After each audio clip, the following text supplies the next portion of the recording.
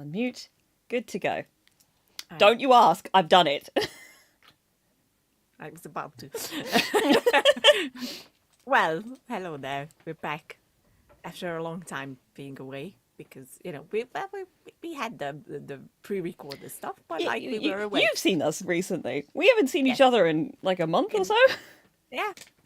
It's been a long time, but we're back. And we're back to live streaming because we are all over the place as always. So that hasn't changed. Katie, do you want to introduce our lovely little podcast? I do. I apologize immediately for burping like not 30 seconds into the episode. I was just eating a yogurt. It's not actually finished, but it doesn't matter. We're going on. Yes. Hi everyone, and welcome to all the films we judged before. I'm Katie. That's Lily Kay. We're both wearing the same jumper jacket thingy. We are. We got it. There's yours is like so much more intact than mine. Yeah, mine is newer. Mine is about. This is about 5 years old at this point. I think I've had it for a while. Yeah, I had it for like 2 years or a year, something like that. Came up recently anyway, but yeah. I thought, but honestly, funnily enough, this is the only piece of critical walnut. It's fine. I'm doing great. Yeah, you are. I shouldn't have had a bunch of dairy before I started talking. Probably not. Yeah, but I wasn't going to say anything. Just enjoy your yogurt. Look, I haven't eaten that much today, and I knew I wasn't going to have dinner until after this, so I was like, I need to have a snack, and then the time disappeared. I was meant to. It's fine. It doesn't matter. Time is just an illusion. Time is a weird soup. Yes, exactly. So, but the main thing is we're back. We're here. We're going to talk about Katie's favorite thing. My beloved. Yes, because that's our thing. Talking about our favorite things. These are a few of our favorite things. Yes, exactly. But this time around, before we get into it, since we haven't spoken in a while, what have you been watching lately? That's the question we have to answer this What time. a great question. I'm now obsessed with slow horses. Oh my god, I forgot. Somehow I forgot.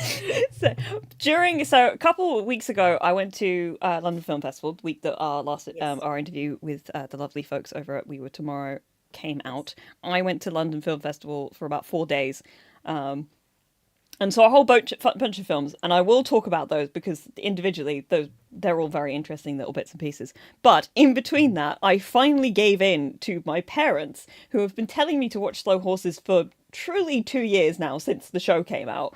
I started seeing some gift sets on Tumblr, and I was like, oh, there's a guy in here that's made for me.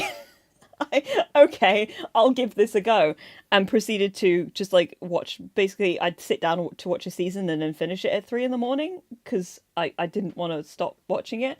Okay. And now I've seen most of the seasons twice because I finished it and then I went, I need to watch this again. Actually. Okay. So I'm back at season 4. Look, it's 6 episodes each. It's not that hard. Okay, I'm not judging. She says, very obviously judging me. No, it's okay. No, I'm having a really fun time with it. It's such a good show. I knew that people loved it. I didn't realize that it would be so like there would be stuff in there that was like so up my alley. Specifically, male characters who were both very proficient and also very pathetic. My favorite thing, and also angry women. I love angry women, and just Gary Oldman being fucking brilliant as he always is. As always, yeah. But it's so good, and I'm itching to read the books, but I don't currently have the funds to be able to just go buy all the books, so that's probably going to be a Christmas thing for me. But yes, I am obsessed with Slow Horses, and you haven't seen Slow Horses, and you've heard so many people say you should be watching Slow Horses. Take this as another person saying it. Yeah. Another sign that you should go and start with Slow Horses. I need to cough very quickly just to get rid of some of this. Go on, cough. Sorry. I will cough too. I don't have to, but I will. This is it's like I can eat dairy, but just like my mother, it does make me phlegmy. Okay. then it's really good that you ate it before we started this. I always forget. It's fine. It's all good. I'm just a little Yes. worried that I'm peaking a bunch. So I'm just going to turn myself down here a little bit. Okay. But it's fine. Okay. Yes. Other than that, yes, I went to London Film Festival and saw a whole Yes. bunch of movies. I saw The Wild Robot, which I know you've also watched, and we can both agree it's just as beautiful. It's the It's best. it's so lovely. There's nothing It is. like it's a simple story, like, but it's told extremely beautifully. Everybody in it is great. Yep. We both cried. Yep. Not so Unsurprising much. for her, but a bit more meaningful coming from me. True. What the fuck? You cry so easily. That's my point. I do not. Yes, you. What the fuck are you talking about? Yes, you do. I don't cry easily. It needs to be very like you You know. cry at everything. No, Yes, you do. that's not true. I'm gonna cry now. No, I'm joking. I know I do, but not on everything. But like You cry know, far more easily than I do. that's more like it. Yes. Okay. But it's it still has to have meaning to it. Oh, sure. I'm not saying that you won't it won't be without provocation, but like I have to. There has to be a lot more going on for me Yeah. to start Yeah. crying, whereas you will see the meaning immediately and then start crying. Yes.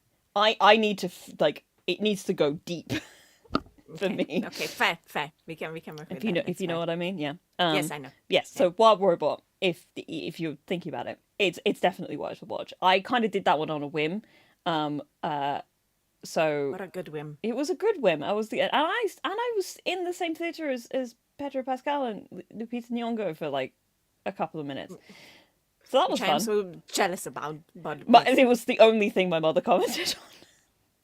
I posted it on my Instagram story. I used to Snapchat. I haven't used Snapchat in years. My Instagram story, and she goes, "Oh my god, Pedro!" Yeah. Anyway, You saw very, the very, very, very good. Very, very good. After that, I saw A Real Pain, which I thought I was going to like more, and then I didn't like as much as I thought it was going to. I don't think there's anything particularly wrong with it. It's just it didn't hit me as much as I didn't enjoy myself as much as I thought I was going to.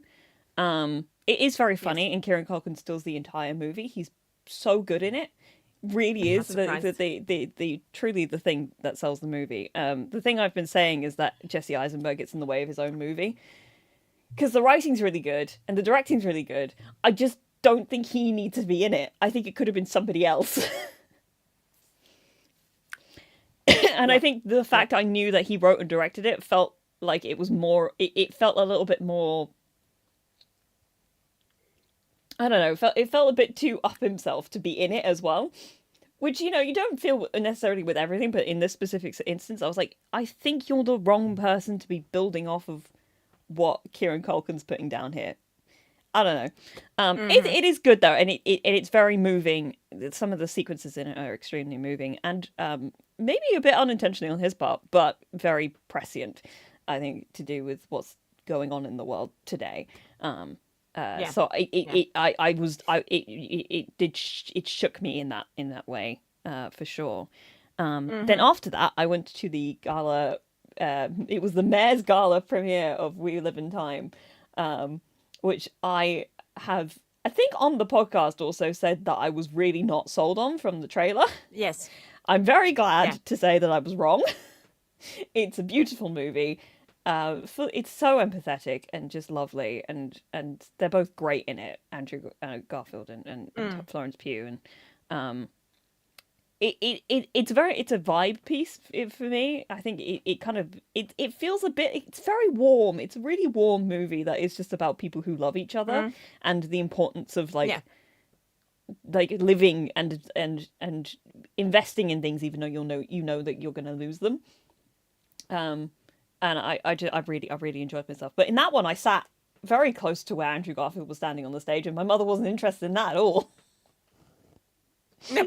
She made no comment about that Andrew one. Garfield. It was like Andrew Garfield's like truly maybe 30 feet away from me. not a word. Far more interested in Pedro Pascal. We know. Yeah, Should we know we her know your loyalties mom's lie? And priorities, you know, and honestly, fair enough. yeah, yeah, I get it. yeah. Fair, fair. Hold on, I get it too. And I then do my love final Andrew one. Garfield as Yes, well, I by the love. I way. mean, he was fantastic, and I was Yes. very much was glad I watched it. And then my last one was I saw Queer, which the trailer for which just came out a couple of days ago, and I've seen lots of people get very excited for it, and I'm very excited to see what people actually think of the movie because it's a weird film. It is a very strange movie. Feels very Lynchian. Like a lot of strange dream sequences where stuff sort of happens, and it's very arty, and I liked it a lot. But it's not a traditional film, so I am very intrigued to see what the people who are going to go see it, like I did, because they really liked like Challengers or something that's a bit more of a piece of traditional filmmaking. Yeah, it's odd, but Daniel Craig's really good at it. I'm not surprised. He's usually good. Yeah, it's something about him playing like a bitchy old queen really made me so happy. So yeah, those were my London Film Festival films. I could have maybe I could have seen more, but those were the ones I was particularly interested in. So those are the ones I Fair. saw. Fair. And then around that, because I've got so obsessed with So Horses, I started watching a whole bunch of Jack Lowden's filmography. So I watched Dunkirk again for the first time since I saw it in the cinema. Yes. Still a great film. Yes.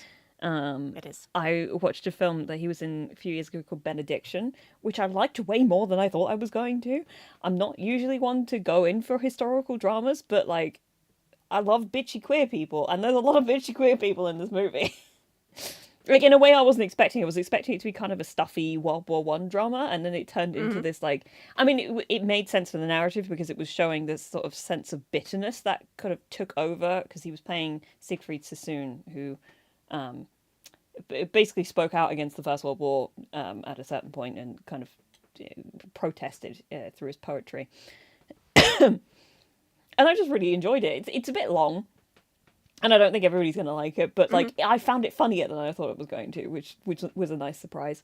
It's good. And It's then good. yeah, saw Venom. We'll talk about that next week. Not Lily, unfortunately, but Now with me. not with Yeah. Lily, unfortunately. But I did see that. But I think that's mostly everything. I did watch Tenet again, which I'm not entirely sure I feel holds up as well as it did when I watched it in the cinema. I don't know. I feel like watching it this time, I was like, some of this stuff doesn't make sense when you think about it too hard. That's true. So Yes. it's still good though, and Robert Pattinson It is. and John David Washington have such great chemistry together, and they're really, really, really good against each other. But I think that's it for me. I'm going to stop rambling. You can talk now. Okay. What have you been watching? Well, still, my I don't want to see anything thing is going on, unfortunately. But I did see a bunch of stuff despite that, so I was very proud of myself. That I was like, okay, I'm just gonna watch things. I'm obviously watching the weekly things we've been talking about. I get it all along on Couch Weekly, so if you want to check that out, it's on there. Hey, Lily's Thoughts and little- Agatha will be over there. Yes. Myself and Brian will be talking about it next week alongside Venom. Next We'll week. be doing a bit of a double. Yes, double take, Double double take, Marvel yeah. take, because it's both Marvel. Let's be fair. And we don't have enough weeks to be able to talk about all the things we want to talk Yes, about. because everything is coming out now. Because Jesus nothing Christ. came out in August, but they're all coming out No. now. Yeah, everything is just like we're coming out all together. I obviously watched the Wide Robot, which is fucking great, and I love it. I watched it at home because it came out on digitals for some very weird reason, but this allowed me to see it with the original voices, which I very much wanted. And then I decided on a whim that I will watch it again on Monday, so I watched it in the cinema, and I cried again. Which is not surprising because it's fucking great.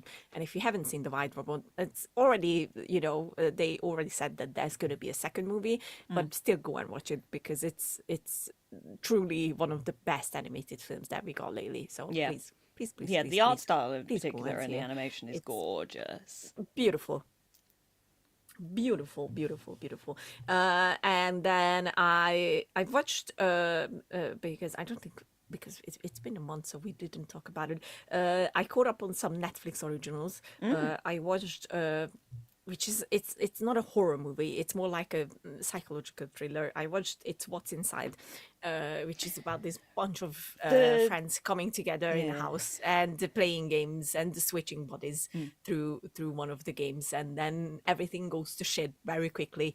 It was. I didn't expect much. I expected it to be really bad. I'm not gonna lie, and then it was actually really good, and it was surprisingly well thought out, and because I was afraid that I won't be able to follow who swap bodies with who because it Mm. can get confusing, but they did it in a way where it was like, okay, this is good. Mm. It's a good movie. So It's What's Inside on Netflix. I highly recommend. It's good. And then I watched Caddo Lake, which Dylan O'Brien's new movie. It started out in a way where it was like, oh my poor boy, he's once again in some shit. And then it it honestly, that movie got such a huge twist and it became so fucking good that it's easily in my top 5 of this year. Interesting. It's such a beautifully put together movie. I have to get into I watching it. highly recommend it. Yes, please. It's on Max here. I think it's on Hulu on other parts. So please, whatever you have, go and watch Caddo Lake because it's honestly very good. I can compare it to another movie that I always praise, and it's also a very very good movie. And if you haven't seen that movie, good. I'm not gonna spoil anything. But if you have seen that movie, I'm spoiling Caddo Lake. It's Predestination. So hopefully, Good it's thing I if you haven't haven't seen seen any of them, yeah, there you go. Watch both of them, please. It's both of them are brilliant movies. Yes, and then I obviously watch Venom. My review on it because I can't say it tomorrow that this is my favorite Venom movie. I love Eddie and Venom so much, and I cried. That's all you need to know. I cried. It's done. End of story. It's very silly. Gosh. It's in the usual style as all the Venom movies were so far, and that's how I like my Venom movies. So yes, and then I watched TV shows. I watched Jurassic World Chaos Theory season 2 came out, which I love Jurassic World, and I watched all the animated shows, and this one just pivoted itself into excellency that I wasn't expecting from it. Everything in it was so good, so I can't wait for them to announce season 3 coming out, and then obviously my beloved Hellbound season 2 came out, and I watched it in one sitting, and it was brilliant. And it was so much better than season 1, and I love season 1. But I gotta say that obviously next to the webtoons, it wasn't as great. But this one, they did it. It was beautifully done, beautifully put together. So yeah, that's all I've seen. And obviously I've seen The Legend of Vox Machina, which we're gonna talk about now Yes, real quick. because that's why we're here. I wrote some news down. Yes. So I have a segue Yeah, well, yes. from the news into our thing, Okay. so we're all good. But I did write some news Yes. down because I thought I haven't done this in a bit. Should put some news on the Yes. page. So I'll run through these very Yes. quickly. Something I saw today, Okay. and I feel like is important for you to know. Ridley Scott is apparently in development on another Alien movie. I wish why? I don't know, but apparently did you tell me that? he's Now I'm he's working on one apparently. No. No. Ridley Scott, fuck off. Leave Alien alone, for fuck's sake. Look, we're all excited Oh for my God, Gladiator. he's You gonna- don't need to keep touching other things. He's gonna fuck it up again. Oh, God. I didn't want to know that. Well, now you do. I don't know much Alien beyond alone. that. I think he literally just said that, like, as far as I could tell, it's just that No. he's working on a new one, which is alongside the sequel to Romulus. So why? I don't know.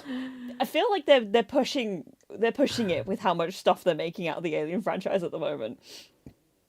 We're gonna, they're not- it's too many things. They're not even close to the originals. Not even close. Like, if at least one of them would be like, this is peak Alien content again, I would be like, okay, great, fantastic. No, fuck off. Leave Alien alone at this point. The only thing I'm looking forward to is Alien Isolation 2. Done. End of story. And that's a video game. I'm calm now. You can go on. Okay. Sorry, the flipping off really made me laugh. Literally, as I was writing down the news that I had in my little news, the Skeleton Crew trailer has apparently dropped. I have not watched it. I saw. But Yes. apparently that's there. So that's exciting. News for me. It is. I'm putting this one in for me. Yes. For those of us who like the TV show Graceland that got cancelled nearly 9 years ago at this point. Yes. A little short film dropped on Monday out of fucking nowhere.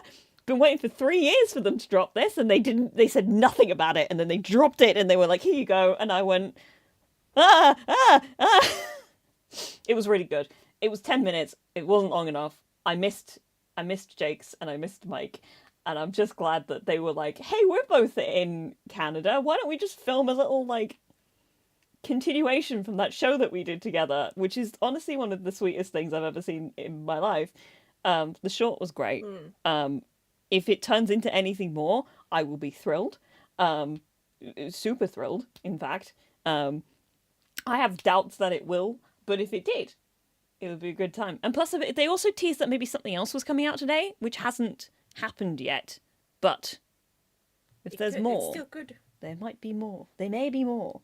Yeah. Anyway, thank you, Brandon and Aaron. I'm very, very. I was very happy, as were many other people that I've seen. And then to transition into today's episode, The Legend of Vox Machina was in fact greenlit for season 4. Everybody cheered. Yay! Yay! Yay! Thank you. After that ending. Yeah. Well, that ending could have been worse. Let's put it that way. To transition into season 3. Talking about season 3. I need to flip over to my notes. I flipped over to my notes. Let's talk about Legend of Vox Machina season 3. Go on then. Okay. I watched all of it yesterday, so it's very fresh in my memory. I've had a week to sit sit on it. Huh? Yes, but first, before we get into spoilers, for all those who haven't seen it, let's summarize it without spoilers. What did you think? Without spoilers, Katie. I'd say it's hard. There you go. Here's the thing. I liked it. I Okay. really did. But Yes. it's hard for me to not like it because there's so much stuff in it that obviously I'm very familiar with and I'm very happy about. But there's also new stuff Yes. in it that I'm also Yes. I'm also like interested in. I'm not like Okay. jumping off the walls with excitement about all of it. I am with some of it, but not all of it. It's an odd beast. Okay. I'm kind of all over the place with it. I liked it a lot. I'm not mad about it in the way that a lot of people who watch Campaign 1 seem to be mad about it in some ways. In fact, I think what they did was There were people who were extreme. mad about We'll get into stuff. Don't. Okay. I've been looking at just so much stupid shit for the past like 4 weeks. I truly can't. I cannot. But I think that they had a mammoth fucking task adapting what was this season, and what they got out of it was extremely admirable and well done. Did I like all of the changes?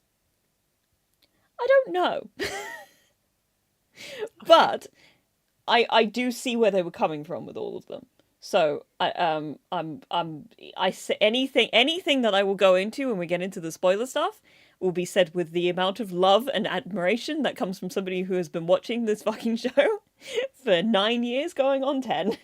You know, I mean it. Yes, but I will not. None of this will be coming. I'm not mad about anything, but I am uncertain about how enthusiastic I feel about some certain changes. I do also think that because there was so much stuff to go in, the season's paced a bit weirdly. I think it it is a little overstuffed, but also I don't blame them. There was a lot of stuff to get in there, you know. Fair. And now knowing that as I do, they weren't sure they were going to get season 4, so I think some of the changes Oh, that they have made within the season make a lot more sense when you have that lens on things, where they were like, okay, we don't know if this might end up being our last season. So I okay. think some things being moved up in the timeline makes a lot of sense because they really they wanted to. If they were ending things, it would end here, and that would be bittersweet but nice, sort of an ending. Yes, Um, because it felt like that. To be fair. yeah. Um, in that way that you get with TV shows sometimes. And obviously, in Yeah. this fucking landscape of television, it's hard to not feel like there's no sense of security, and it could have been very likely that they got cancelled for truly no reason. But thankfully, they haven't. Thank you. Yeah. Which Yeah. is Yeah. all very good. Um, yeah, I don't know how to talk about any of the other stuff without getting into spoilers.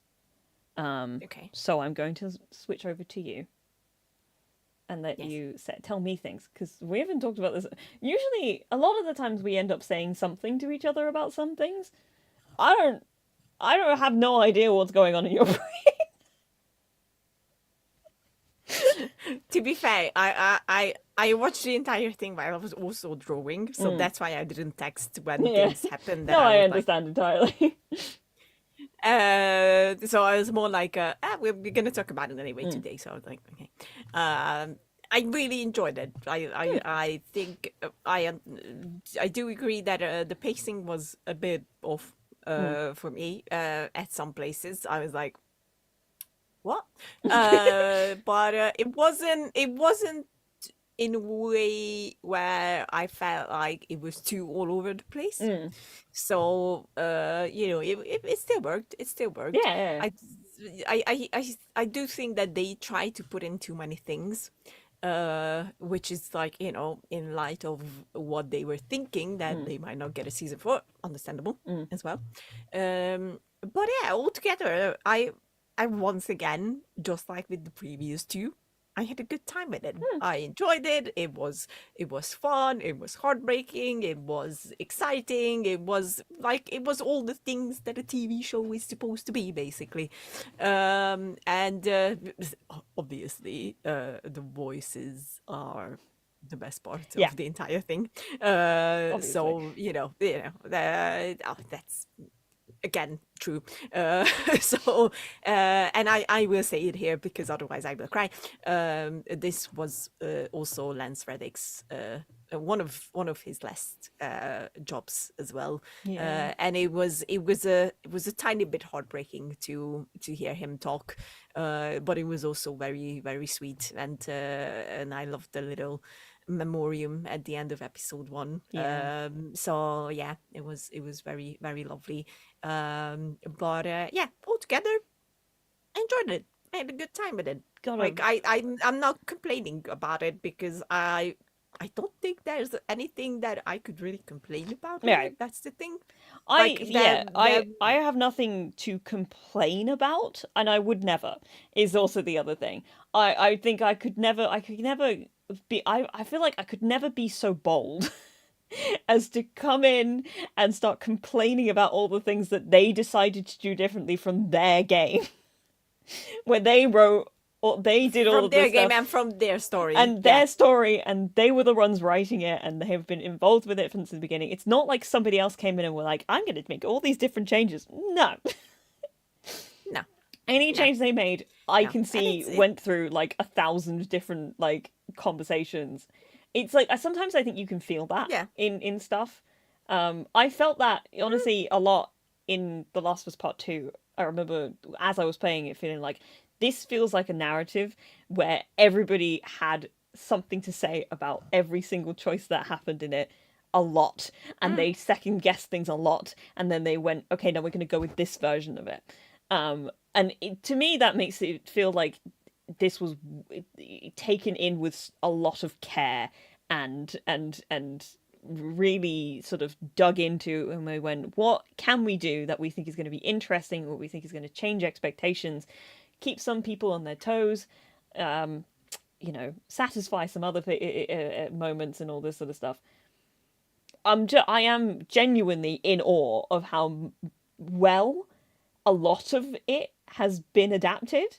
There was a moment we'll get into when we get into the spoilers that I genuinely started yelling because I was like, "That's brilliant!" Just from a storytelling perspective, and the way that you managed to do that in this context, brilliant. Yeah, okay. So I think it's spoiler time. Yeah, Okay. Yeah. Um, I will give you the mental to handle this because you're the expert on the topic. I'm just reading Ian's comment. He said, "Anybody constructs stories. Everybody who has an original story can be critiqued." I'm not saying it can't be critiqued. I think it's there's an attitude within parts of the fandom that basically suggests that they somehow became bad writers in like some of the decisions that they made for it. There's some stuff that I will critique because I'm happy to critique things, but I come at it from a place of like, I understand where this comes from and I honor the space that it came from, and it came from people who this was made up, kind of a lot of it on the spot, and now they've come in and they've decided to change some things, and I won't not be on board with all of the changes, but I respect the fact that it's not somebody coming in and messing things up for the sake of like ratings. You know what I mean? It's like this was not made by committee in that sort of like way. This was made by creative people who have a real vested interest in it, and it came a lot of the ways from them. So I won't critique it in such a way that I'm like saying they did it wrong. If I think that's the best way for me to put it. Yeah, and I will also say that I think what's going on here basically is that once again, as it happens looks like in every fandom, the fans think that they know better, kind of thing. Based on what you're saying, is like so true. Yeah. It's like here's my problem with that. No, you don't. Like, you don't know what I mean, you can have ideas. There's nothing wrong with that, and you can share your ideas with the world, like how you would have done something differently. But at the end of the day, it's in the hand of those people who created that specific thing. And I'm not just talking about this specifically, but in general. Yeah, and I think the art of adaptation is such a strange thing and is so difficult because, I mean, like I said, the things that they've had to do. So I wrote it down. The entire Chroma Conclave arc on stream was 46 episodes.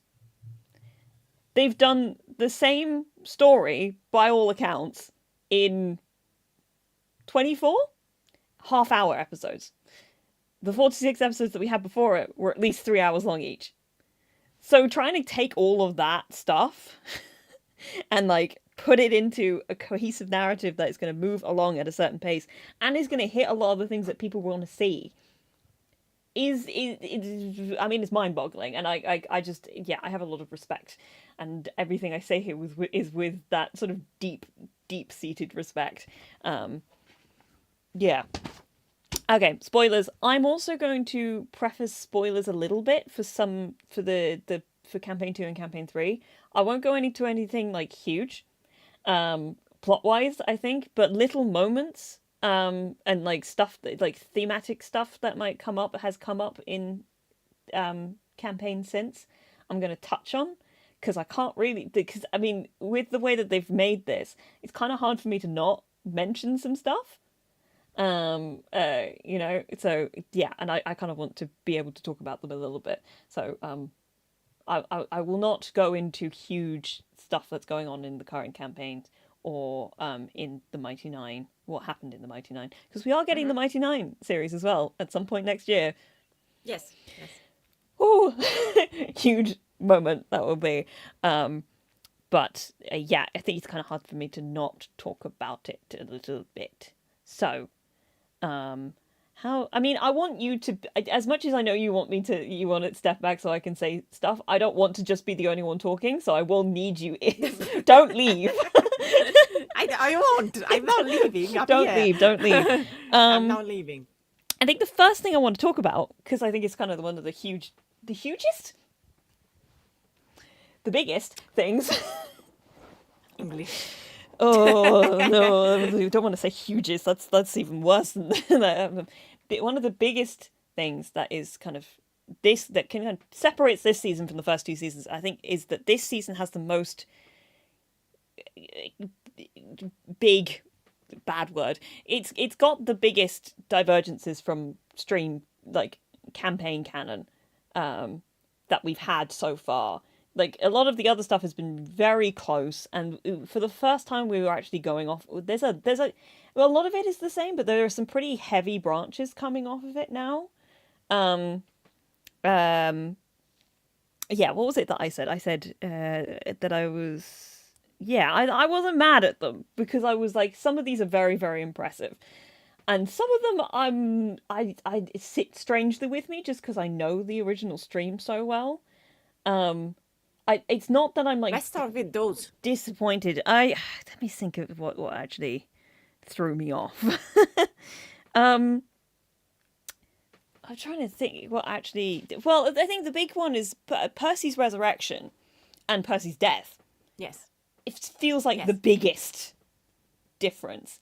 I was immediately on board with this, actually, because I think it makes a lot more sense within this kind of a narrative to kill Percy and keep Percy dead for a while, to really make sure that we understand that death in this universe is not the same as death in the campaigns, where people can be brought back very easily. And that resurrection has a pretty huge cost. Both times now that we've actually had a resurrection in the series, there's been a pretty huge cost, and those costs have gone straight towards VOX. I'm fine. Definitely not freaking out about that one. That one's going to go. I will try not to, as we're talking specifically about Legend of Vox Machina, actually, just to caveat from that, I will try not to talk about where the campaign ends. Yeah. Because I understand that, some people, this will be the version of the campaign and the story that they see. So I will try to keep it stum, and if I feel like I need to say something about the end of campaign 1, I'll telegraph, and you can mute for however long, and then I'll wave, and then you can come back again. But yeah, I think Percy's death is pretty much one of the big ones. I wasn't mad about Percy dying for a long period. I did see a lot of people who were not happy about the fact that Percy was alone when he died, and that Ripley wasn't immediately killed after Percy died. Because that was kind of a huge... I mean, I'm going to keep saying the same words over and over, but that moment, Glintshore is like a thing that people say to each other. It's like, like, hey, this is an intense thing, It's like you can say Bard's Lament to most Critical Role fans, and they know exactly what you're talking about. Glintshore is like...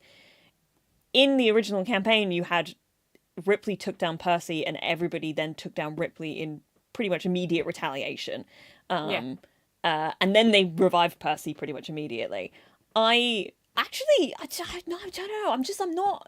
I can see why people were sad that they didn't get like a manifestation of that moment, like exactly as they remembered it in the animated series. But I think this works better for the format it's in. You know? It is a shame that Percy... I mean, it's heartbreaking that Percy was alone when he died, but the way that Ripley then ended up dying was the same... So, I mean, it wasn't everybody, but Vex still killed Ripley in the exact way that Laura described it in the stream. So it's like, it's not like they're not throwing away, like, these massive stream moments. They're thinking about them very intently and deciding what will work for the narrative structure that they're in, and what is going to be needing to shift around a lot. You have seen the campaign, which you did between seasons 1 and 2, if I remember correctly. Yes. Is there anything to you that stood out? Because I don't know how fresh it would be for you, because I watched it over a long period, and I know binging something like Critical Role has a tendency to kind of mesh things together. A little bit, yeah. No, to be honest, like it wasn't anything that bothered me Right. at all. Like, because at the end of the day, it's two completely different formats Mm-hmm. that they are doing it in. And I think that actually the changes that they decided to do, especially with Percy, by Mm. the way, like, that was the biggest one that I was like, yeah, Yeah. obviously if they would have done it the same way it was done in a 3 hour long campaign, Yeah. and just immediately like, oh, Percy dead, no, No, he's he's back. back. Would have been too quick. No, no, Would have been too too quick, quick. too quick. It had more impact this Yeah. way, especially in this format. Mm. It was like, I think it was very much needed to have him gone for as long as he was gone, and then bring him back, and I think they did it in a beautiful way. I really enjoyed how they changed it. So that's why I was surprised when you said that there are people out there who are like mad Just about things. it's I was yeah. like, I think for me as why? well, as somebody who's watched this show for such a long time, and like the details of campaign 1 are patchy because it's been It's been a long time. 9, 8, 7 years since I watched a lot of Yeah. it. But also I've sat with it for longer than I think a lot of the people who are really, really passionate about how they wanted to see things go.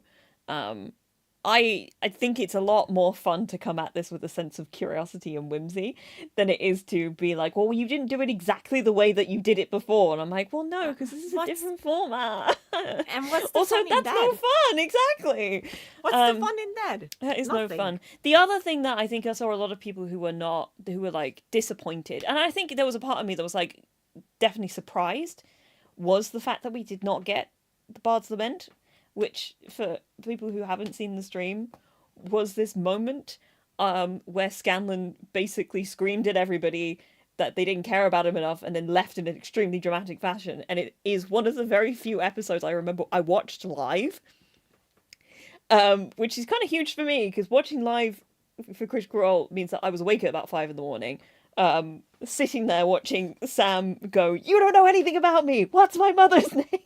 and me going, "Why do I feel like I've done something wrong?" And it was like, it was a pretty intense and huge moment, which resolves a lot differently in the series, in that it wasn't heartbreak and dramatics and everybody being really angry with each other. And I think that they did that really well in showing that if Pike had been around as much as she was as she has been now, he never would have left that way in the campaign. Which I think is smart and shows a lot of like, is very savvy as of the understanding of how having a character who is that important to another character can really impact somebody. And I watched so they did these two watch party sort of post episodes streams. They did one for the first half of season 3 and they did one for the back half of season 3. And in that back half of season 3, Sam did say that there may be, now that they've got a season 4, there may be space to honor that moment later down the line in a slightly different way. It won't look the exact same, but that could be interesting to see. But I'm also it's quite nice to not have to go through that again. That's what I was going to say. I'm so glad it wasn't in it. I was like, I think that was the point in the campaign that I was, because I was only listening back to it in podcast form, that I was like, fuck you all. This is heartbreaking. Fuck you all. But it's like, it is some of the, because it kind of came out of nowhere. And they were not looking after him properly, but also Scanlan was going through something that he was not articulating properly to everybody else. It was just this moment of like, nobody's talking to each other properly. And I think that there's still a lot of tentpoles in the series that they could use to have a version of that moment happen later, but not having it at the end of the season. I totally understand why they were like, we don't want to end the season like this. Thankfully. I think it could work if they really wanted to, but also, like, I'm kind of glad that they didn't. It's like, and that moment still, and as all of the moments that have been changed, still exist in stream form whenever people want to watch them. Exactly. So it's like, that sort of stuff. I'm like, I was a little disappointed because I wanted to see I wanted to hear Sam act, and that, but we kind of got little bits of that with the stuff that he had with Kaylee throughout the entire season, and all that sort of stuff. Yeah, I'm just looking through my notes again. Yeah, I do kind of hope that they do some version of, like, because I think interparty conflict with these guys is an important a part of their relationships to each other. But I don't think it needs to be nearly as protracted. I think is one of the things. Plus, we're still open to meet a certain somebody in the next season, which I really hope. Like, I don't think you could get. I don't think you could get to the end of the story without introducing him. But those who know. That kind of a thing. Oh yeah, I think one of my more controversial things that Yes. I Do liked, share. Yes. that I think a lot of people were like, "What the fuck?" They killed Cash. Oh, Cash did Yeah. not die in the stream. Yeah. But where he died and why he died makes a lot of sense. to be fair, yeah. Because that dragon, because that final Thordak fight needed to have some fucking punch, right? And it needed to show that, like, obviously you were seeing a lot of soldiers die, but I think the thing that was honestly quite remarkable about the stream was the amount of people who didn't die throughout some of these bigger, like, fights and all this sort of stuff. And from what I've seen of Sam, he was really bloodthirsty. He wanted to kill more people. So, like, he wanted to kill Cassandra off in that fight. Matt apparently wouldn't let him, which is fair. All this sort of stuff. I'm a little annoyed that Sildor's still around. Honestly, could have done with him going.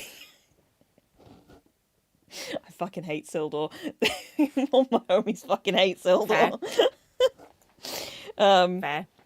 But Understandable. I think it's just this thing. It was the one of the big moments. I hate using the same word over and over again, but it was one of those moments that I was like, oh fuck, they went in a very different direction here. Cash got just squished by a big dragon foot, and then he died, and we saw him walk off towards the matron. That's fucked up, but really good. Well, you usually die if a dragon steps on you. No, You do usually die if a dragon steps on you. But the implication of, like, and I think a lot of people were like, but they were meant to be both at the at a certain final fight during the campaign, and Zara was pregnant with twins at the end of it, and I'm like, she could still be pregnant, guys. And also, it doesn't actually have that much, like, it doesn't change the narrative that much. No. So as like a chess move, it's like the perfect piece to take off the board. I was very into that one. Yeah, I think those were like the really big moments that I saw a lot of people getting like wound up about. If I had anything that, like, for myself that I was like a little disappointed by, it was like more throwaway lines, or like lines that, not throwaway lines, but lines that happened in the campaign that didn't happen here. I'm a little disappointed that we didn't get Keelah screaming "Call me child" one more time at Raishan. They set it up, and then they didn't do it. And I was maybe like, it's on the what is it, the cutting floor, maybe. Yeah, it's because like I thought they were setting it up in that final fight with Raishan where she kept calling her child, and I was like, oh, here it comes, and then it didn't, and I was like, guys, this is the only time I've been actively disappointed. Because I wanted to hear her scream at Raishan, but it's fine. I'm not bitter. I promise. Oh, not at all. I'm not bitter at all. Not at all. I'm a little disappointed, but that's it's fine. It's fine. Yeah. It's fine. It's fine. And like, and the other thing was like the way that they rewrote Vex's line to Percy as she's like talking to him through the resurrection ritual. They changed it a little bit. They used "It's yours," but like I liked the original version a little better, and I don't know why they didn't use it here. where she says, "I should have told you it's yours," kind of referencing Oh, her that yeah, yeah, yeah. it was her heart that because it harkens back to the fence rest fight where she says, "My heart is someone else's," and then she goes, "I should have told you it's yours." Um, and I was a little disappointed that we didn't get it in that way in the thing, but flip side of that, I fucking loved Percy's resurrection ritual. It was Honestly, one of really my favorite good. points of the entire fucking season. Yeah. It was really cool. I had forgotten that Orthax was holding on to Percy's soul until I saw a bunch of people talking about it, and I was like, "Oh shit!" So that's fun. And that whole, I mean, I love the design of Orthax anyway. I have done since they introduced it in season one. Orthax is just a really cool character and like design and all these bits and pieces, and just that whole sequence of Vax going in to try and get like call him out and like save him from this prison. Mwah! Beautiful. I loved it. All that sort of stuff. I think you need to say things now because I've talked a lot. Have you any? Yes. Have you Yes. any things like did anything in particular stand out to you as being like really really good? Was there anything that you were like, what? you know? Um, just No, give like, me a sense. yes. I really like the lovey-dovey stuff, which I usually don't enjoy in things, but Shipping I season, really, shipping really enjoyed season. it here. Vex and Yes, Percy it fucked very much Nasty. was.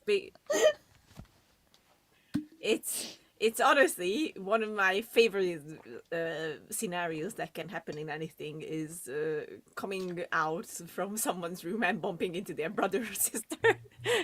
It was the most anime thing I've ever seen. It was so funny. So funny. Draconia! Yes, it was the best thing ever. I was like, yeah, yeah, that's yeah, accurate. Yeah, you don't want that to happen in real life either. So it's like beautifully done, beautifully represented. But it's yeah, Such a good moment.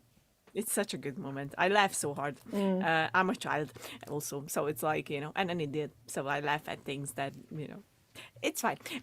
So yeah, I love the lovey-dovey stuff. I did, but it's a me thing. This whole I can be with you thing. Yeah, that was very reminiscent of how it happened in the campaign. Is the I know, only but trouble. it annoyed me there. It annoys me here. I'm like, The matron's really been cock blocking, and I'm not huge on it. What's she up to? I'm Girl? sure, but at the same time, I'm like, I always like the I don't want I hate these kind of terms, but like the biggest walking red flag is when someone is like, I can be with you. It's for your own good. It's for me to protect you, and I'm like, fuck off. Immediately. Look, he was Fuck's being right. he was being an idiot, but he was being an idiot. He was because an idiot. He was being an idiot, and I love him. Famously, I love him I too. love but him. I love him, but fuck him. At the same time, I was like, Well, she Boy. said the same thing. boy, fuck you. She said the same thing. She was like, "Bruh, I finally like actually opened up to you, and you ran away. What the fuck?" You fuck off. Yeah, exactly. God damn, that pissed me off. I was like, I hated it in the campaign. I didn't think it was possible, but it was even more annoying here. I was like, Bless him. It's fine. He got over himself, and he figured his stuff out. I know, And it but didn't still, take like a full season. obviously, but like still, very annoying, very annoying. It will never be not annoying to me. So yeah, those things I really enjoyed. Scanlan is always my beloved. So it was nice to see his journey, and that's going to be my controversial opinion. I'm so glad they didn't include the whole yelling at people part, because that was genuinely one of the parts in the campaign when I was listening to it. I was drawing, I was listening, and I was like, fuck you all. It's so raw. in the It is. campaign. It really is. Like when I say it was, like I said, it was like 5 in the morning. I was watching it live, and it was actually live at this point because they obviously pre-record them now. This was like live, and Yeah. I was like in bed, like curled up, like why do I feel like I've done something wrong? I'm Yeah. not there. I'm just watching. Yeah.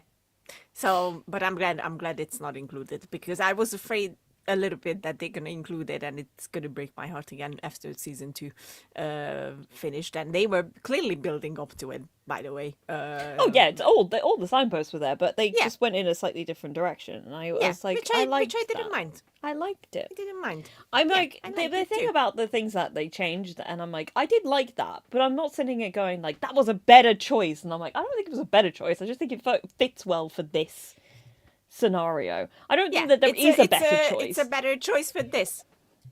Yeah, No, like no.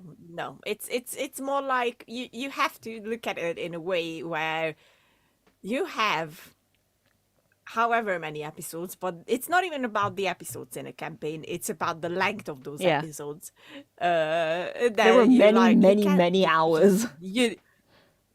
you literally can get everything in there to make it because what they have to think about as well is that yes, it is obviously for those people who have watched the original as well, but it's also for those people who's gonna experience the whole thing for the first time Yep. through here, You've got to and make they it. might not even listen to the campaign. Yeah, and it's got to be a coherent narrative in that space as well, and they won't notice anything wrong. It's the other thing.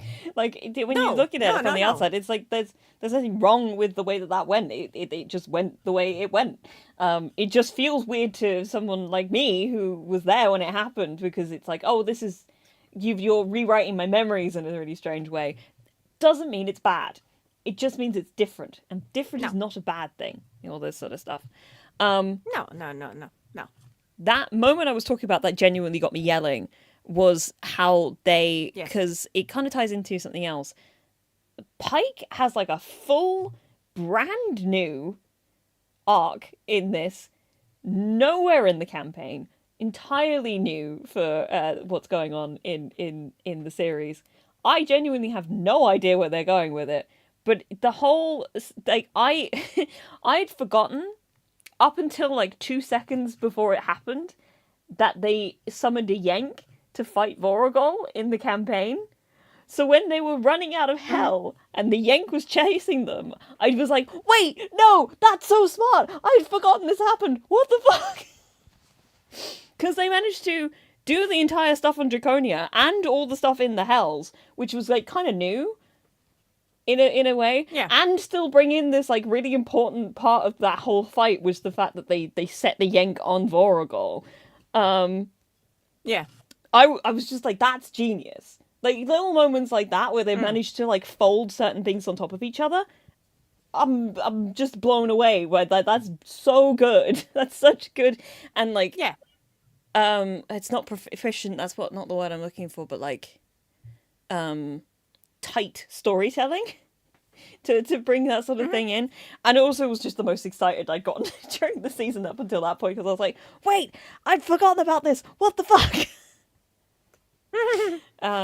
It made me very happy, and also because I don't think you know about this, so this is fun for me to bring up. And one of the many things I wanted to bring Yes. up because of like touches Yes. on different things in the campaign. Xerxes is from another like mini campaign that they did about the Calamity called EXU Calamity, played Okay. by Luis Alvarez, who voices him in the show.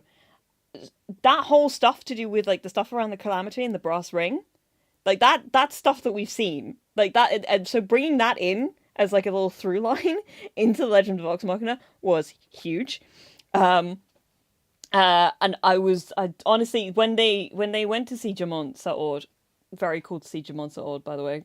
And I love the fact that they haven't specifically said it, but I think everybody who kind of can put two and two together who doesn't know, and all the people from the campaign, we know what Jamont Saord is.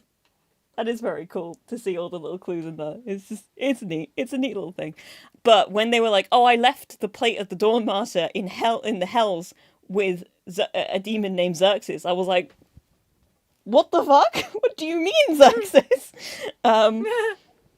So that was kind of huge and really exciting to see. Highly recommend you watch Calamity. It can be watched on its own because it takes place so far back in the past. But like, man, some of the Brennan is in a league of his own when it comes to storytelling. And you got all the glass, like the glass, stained glass, like artwork and stuff was all the that's how they saw all the artwork for the for the Nice. little mini series, and it's like that was huge. That was really huge, and I really enjoyed watching that whole storyline and watching Pike go up against Xerxes, Yeah. in that sort of battle of wits. I have no idea where that story is going. That's very frightening to me, but also quite exciting. It's a sort of a strange thing that to be in a position to be like, I genuinely don't know what they're doing with that. What do you mean she's not? Has she completely thrown off the Everlight? Has the Everlight thrown off her? There's a lot of stuff in the current campaign about the gods, Yes. that puts a lot of this stuff in very interesting perspective. Because what we're learning at the moment is that the gods are fallible, and they are very, as much as they are very powerful, they are not all knowing, and they are not all they do not have all the wisdom, and they are in fact very much just like people, just Yes. with a lot more power involved on top of that. So stuff with the Everlight is like, I don't know. I've got my eyebrow raised at it because I'm like, what is this? What does this mean? I don't understand it, and it freaks me out that I don't know what's going on here. Because this is obviously, yeah, like I said, this is a story I know very well, so it's hard for me to be like. It makes me a little uneasy. It's been a long time since I felt uneasy when it came to anything to do with Vox Machina, you know. And that's what makes it good. Yeah, Because it it is can give you a new perspective on it and a very new much so. surprise in it. It's a little, it's thrilling It is. and strange, and I've complex feelings about it, but in a good way, in a very very good way. Yeah. But I'm just trying to see. Okay, yeah, okay. No, I do have one. I do. I have one bit of actual criticism, Okay. Tell me. and then I want to hear more about if there's anything else that stands out to you that you would like to Yes. talk about. I've had this since the first season. Sometimes when we get into fights, it kind of seems like there are times when it feels like Vox Machina are completely ineffective as fighters, especially when they were fighting the dragons, in a way that was like, it's almost like they were too ineffective. Like, I understand the Okay. dragons were very, very powerful and all this sort of stuff, but even in a fight that you had against some of the dragons later on, they were still making hits and they were still taking damage off of the dragons. There were times where it felt like even when they were throwing everything that they had at the dragons, it wasn't enough. And there's a strange balance there that I feel like they haven't always hit very well in like making our heroes feel like they've come up against like a thing that is big and insurmountable, but they kind of don't show the flip side to it. Like Voracle only died because they had the Yank there, and that was almost a bit like happenstance in this version of it. And like some of the bits against Thordak felt like they weren't like I don't know. It just like it's like sometimes when you watch fight scenes and you're like those hits don't feel like they're hitting properly. I had that a fair few times in some of the bigger fight scenes that we had. I don't know. It's a small thing, but every once in a while I'm like, could they just be? I feel like they should be a bit better at this. Every once in a while. Here's the thing, right? So for me, it's they have to make a difference in fight scenes because obviously in D&D you have the hit points, you have this and that many life and whatever, and it works differently. Like even when you're a tiny elf or human or halfling or whatever you are, you have a chance against a huge dragon, and you probably have a lot of chances against a huge dragon, and I think in order to make this feel a bit more not grounded or realistic, or I don't even know what is the right word here, but to Yeah. feel like that they are good and powerful and they are smart about their things, but also this is an enemy that we have to make you believe that it's really hard to get to. I think they had to make it seem like that. Yes, they are punching, yes they are kicking, yes they are doing their thing, but it is a big enemy, and it is an enemy that probably however many people can just deal with like this. Sure. And I don't think it needed to feel like that. I just felt like I would have. I don't know. There was like a satisfaction thing that wasn't quite hitting for me, where I felt like I could have seen more damage being done to the dragon, even if it wasn't like tons of it. Like the occasional nick and all that sort of stuff. I don't know. It was one of those like it was like a vibes thing really more than anything else, where I was watching it like some of this isn't hitting right for me, and I don't know what it is about it. It just feels like there are times where they feel a Mm, little bit too ineffectual. When they could be mm, like, it doesn't need to be like super in it, but I can also see if they start feeling like you can actually make a dent on them, why would you ever feel like you could need to run away in the same breath? I don't know. Again, it's a hard thing, and I can understand why it would be difficult to balance that in a certain way. But I don't know. It's nice when we get to yeah, see yeah. sequences where they do feel very effective at what they do, such as Percy and Vex, not Percy and Vex, Vex and Vax taking down the entire pirate ship of people. Christ, Percy was very much still dead at Oh that yeah, point. You could say he was there. He was in the he gun. was Um, he was in the gun. he was in Yeah, the gun. true, He was true. kind of there. No, when Vex and Vax took down that whole pirate ship, and all of Ripley's crew, that was cool. That was a really cool fight. Um, Yeah, Plus, they yeah. were the whole like handcuffed to each other sort of thing. Vex coming out of the water to fire the final shots into Ripley. That was sick. That was sick as hell. I liked the fact that we got to see Keela's Aeroshari trial. It's a part of her Aramente. Mhm. Because we didn't get to see Yeah. that in the campaign. That happened in like a year off that we just didn't get to witness. Um, and I like when they give the concept of spells like real weight to them, because like on a sort of macro level that was just a scry spell, which Keela kind of did all the time in the campaign. But the idea of like, oh, when you're scrying, you're touching like you're kind of, what's the word I'm looking for? You're melding into the essence of the earth to see everything all at once, and you have to try and figure out how to pass through that. So the way that they were flitting between like moments and seeing like things get closer to each other, that's the way that Matt describes how his scry spells work. I really enjoyed that, and I love the fact that we got to see Vax as her anchor, because I feel like so much of Mm, a lot of the stuff that we saw in the campaign, Vax was very forward with Keyleth, and she had to kind of really come to him in a lot of yeah. ways. Seeing her like make that jump of being like, and echoing the thing that he said to her in the first season, it was a lot, and I loved it. I love Keyleth and Bax so much. They're very important to me, and I'm bracing myself for inevitable heartbreak ahead. We don't need to go into it. It's fine. I'm normal about it. It's fine. Just mentioning it. It's nothing. It's Um, yeah, I really enjoyed that. I mean, there's so many little things in the campaign that I could just list off to be like, I love that, and I love that. I love this entire sequence, and we have Liam O'Brien to thank for it because he wrote it. Yeah, brilliant. I mean, a great song as well. So thank you to Sam and Peter Habib, who writes a lot of the songs with Sam Regal. Great song. Yes. The little Yes. Ruby by the Sea song that Dr. Dranzel sings in Yes. Nicodranas. That's another little campaign to little like sneak in that I'm so happy we got, because Hmm. what a banger. I keep singing it to myself. It's so good. And it's only 44 seconds long. What a longer version of it. Um, It works. it It does. It works. does. It does work. It's blah, blah, blah, blah, blah. It's very good.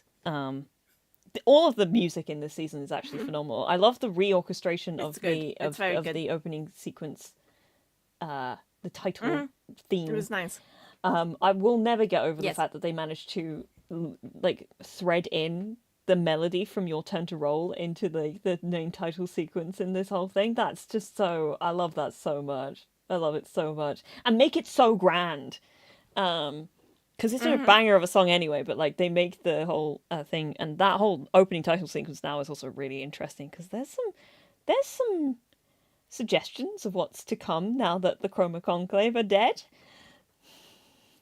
It's fine. I'm normal about it. You keep saying that. I'm You're not. clearly not. I'm really not. You're not. I just, yeah, I'm reticent to just talk constantly about all the things that I really like. They did the fucking bathtub scene. With Vax and Percy in the bathtub. I can't believe they got that in there. That's, funny as shit. And like, because it's like, the stuff that they got in there that was from the campaign is so faithful. Like Percy turning up to Vex's room with a bottle of courage and her opening the door completely naked. Do you want to talk before or after? Oh, after. I can't believe we got an actual sex scene. That was a surprise, and I was like, good for you guys. Well done. Honestly, well done. Well done. Well done. I'm so happy that we're not shying away from that because it's normal. Yeah, and you know, Vex and Percy are they're gonna do it. They're gonna fuck nasty. They're you know, limber people. The dirty mind didn't like me. Yeah, that's because Vexali is played by Laura Bailey. I know. I know. Oh god, it's so good. I really loved. I think. Well, I actually really liked the fact that they moved up Vex and Percy's timeline together. I think that really helped with everything else that happened in the season. And I'm glad that you got Vax and Keyleth's, like when they did get like when I heard I Don't Want to Be Alone Tonight, I was like, I remember this. Success. And they teased us with it constantly, with him constantly going to her room and then fucking things up again.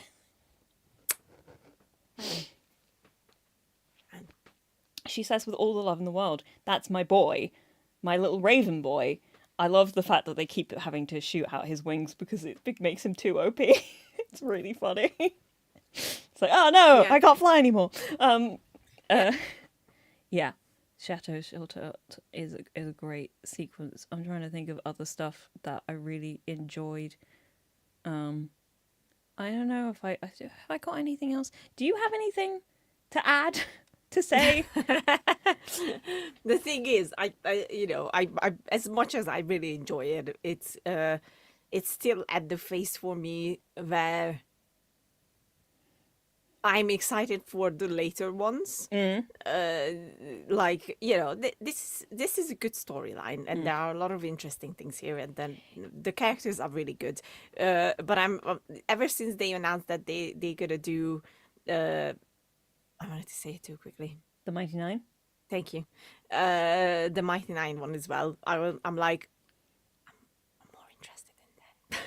That's going to be really, really, really fucking interesting. This is a very simple story in many ways.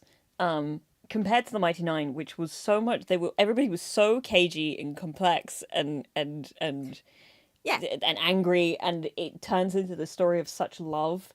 It's going to be really fun to watch. But like, there's a lot. I mean, Vox Machina are very, very dear to me. It's very good. Know? And it's you know, I'm glad about. I don't mind the changes at all. Like I actually do think that it makes sense for TV. And altogether, you know, I had a good time with it. It brought out all the emotions that needed to be. Oh yeah, I cried throughout the entirety of the 3 episodes, from the moment Percy died throughout the entirety of episode 8 into episode 9. Obviously, like tears were shed, a lot of them. So it was. They did what they had to do, and I think I'm saying this after, like, obviously I listened to the campaign, so now I am. But I think even if I wouldn't have listened to it, this would just make sense, and it makes sense in the TV version to do things as they were. And I really don't like. I'm very surprised to hear about like people complaining about things, but at the same time, Yeah. I'm not surprised because it's human nature. So I'm like, okay, but what was I expecting? Why would it be different from anything else from any other fandoms? And this is why I am not in fandoms, because you can have nice things. Really, I'm like, It's so true, and I keep having to remind myself that mostly I have to keep reminding myself at the moment that I have to step away from Twitter more often because it is a yeah, rancid place full of it terrible is, people who only it is, want to make arguments about yeah, stuff. And yep. it keeps being bad for me, and I keep looking at it terrible Don't, ways. I have to don't, stop. no, I have one final point. yes, It's very make it, it's a small little thing. I just and then we'll wrap up and let everybody go yes, home. Um and it's very specific to like stuff that I'm very interested in. The yes, matron of ravens is one of my favorite. Like she's probably my favorite of the gods of the pantheon. She's yes, really interesting to me. She was always really interesting in the campaign, and I know a lot of people who fucking hate her. I always really liked her. And there's some new stuff that we've learned very recently about her in campaign 3 that have set a lot of stuff into perspective. At least within the campaign stuff. The matron in the series, I find I don't know what it is about her. She's yeah, where did I put it? I said I do feel very weird about the matron and how she's portrayed in the show versus the stream, because especially with Vax's decision to save Percy, feels like it's had the very specific detrimental effect on him in that he's got that rot on him now. Somebody yeah, mentioned that he apparently got that in the campaign as well. I don't remember this. I'm not saying they're wrong, but I I don't don't either. remember where. I don't either. Again, it's and it might be around the time that other certain things happened to him, but the way he's like, it, especially the way that they're kind of, it looks like they're telegraphing, and I'm gonna do a big old spoiler for the end of campaign 1 now, so you know, hush hush if you want to Yes, avoid that. hush, hush. It feels like they're telegraphing Vax's eventual like full death with this moment, and it makes it seem like the matron will be ultimately responsible for Vax's like death. And I don't think I like that. I feel really weird about that because it makes the matron seem more vindictive than I think she is. Um, it just because and I don't think she's vindictive at all. She's a very neutral deity, and it feels like this feels like a like an active punishment in a way that I'm not entirely sure I'm on board with. Um, but that's really Hmm. my only thought about it. I don't know. She's very she's so much she seems so much more not vindictive is not the word, harsh in the show versus the Hush. stream. And I think it's something about the way that Matt plays the matron versus where I've seen a lot of other people play the matron, and the way that she's written in some of a lot Yeah, of the other spaces. It's I think Matt brings a level of empathy to her that some other people who when they are portraying the matron don't have for her.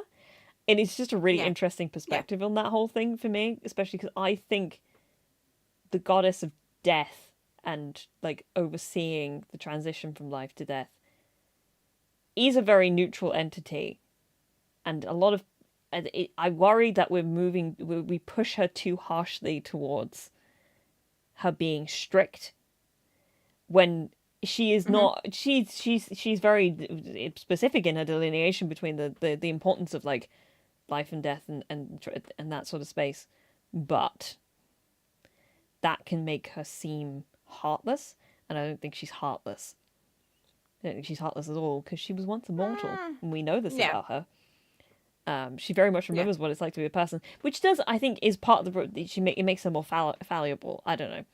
It's a whole thing. I just that's a moment that whole thing that sat very strange with me because I don't want to think about the idea that Vax might be already on his way to his deathbed. That's too much, and it makes me too sad. mm, I had Well, fully had understandably so, by the way. had a small moment watching one of the episodes of Campaign 3 recently where because Okay. they saw the matron and the matron mentioned Vax and mentioned that the moment that Vax became her champion, she stopped being able to see his fate thread, his gold thread of fate, Oh, and I fully burst into tears, okay. kind of out of nowhere, like in a way that I don't do. Like I was watching it, and Matt was doing this entire bit about explaining about this sort of stuff around when it comes to Vax, and I went, "Oh," I just like fully. I'm crying. not. I'm When it crying. comes to What's going Vax, on? I'm never okay. It's been many years, and I haven't gotten over it. It's fine. If I think about him too much, I start crying. It's fine. Anyway, I'm gonna stop talking now because I talked a lot. And you said some good stuff. It's your baby. It is my baby. I love it so much. I'm really am. I'm so excited for the Mighty I Nine know. series because I know that they're going to be starting Same. like from before they meet each other, which is really exciting to see. So we'll get to see Ford and Jester meeting each other because they still animatic. They showed that recently, which is very exciting. I love the idea that we're going to get to see some Essek before we get to see like Essek meeting everybody else. That would be very cool. I don't know. I'm looking forward to it. That's probably going to be next year. I imagine we'll Yes. get the Mighty Nine next year, and then we'll get season 4 in 2026. And then, Jesus. yeah, We're in the future. probably. Yeah. Yeah, we are. It's only 2 months left from this year, What so the let that fuck? sink in. I know. Let that sink in. It's fun. Yes. Let him in. How would you rate this season? Let's Oh finish. god, I didn't Let's even go think go about from that. What a great question. Think about it then.